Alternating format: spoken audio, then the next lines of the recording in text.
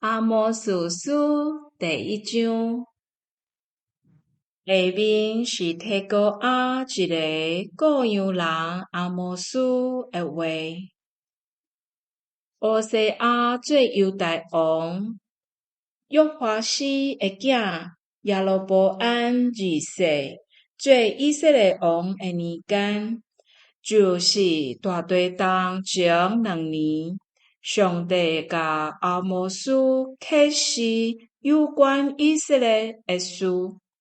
阿摩斯讲，上主对锡安亲像狮在吼，对耶路撒冷亲像雷在弹。各样人会草埔打去，加密的山顶拢孤单。上主安尼讲。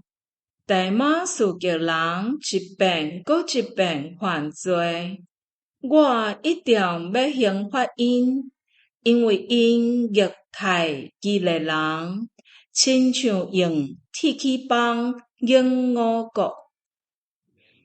所以我要放迄烧吓死的王宫，烧毁便哈达的宫殿。我要弄断大马士革城的门窗，要消灭阿文平原的居民，以及别以前的统治者，将叙利亚人掠去革命。上主安尼宣告。上主安尼讲，加萨人一遍搁一遍犯罪。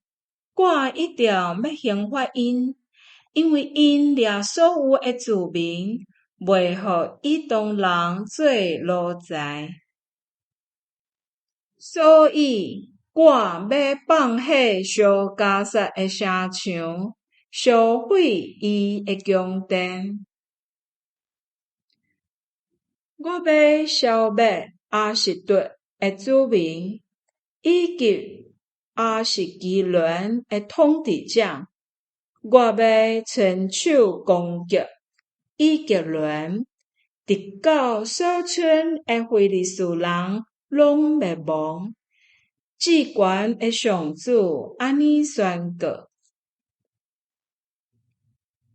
上主安尼讲，天然人一遍搁一遍犯罪，我一定要刑罚因，因为因掠贵族的居民，袂互以东人做奴才，无遵守甲友邦所定的盟约，所以我要放火烧太尼的城墙，烧毁伊的宫殿。上主安尼讲，以东人一遍搁一遍犯罪，我一定要刑罚因，因为因用刀剑对杀家己的兄弟，一点仔都无怜悯的心，因发上帝无停，起生气无煞，所以我要放火烧提曼，烧毁波斯拉的宫殿。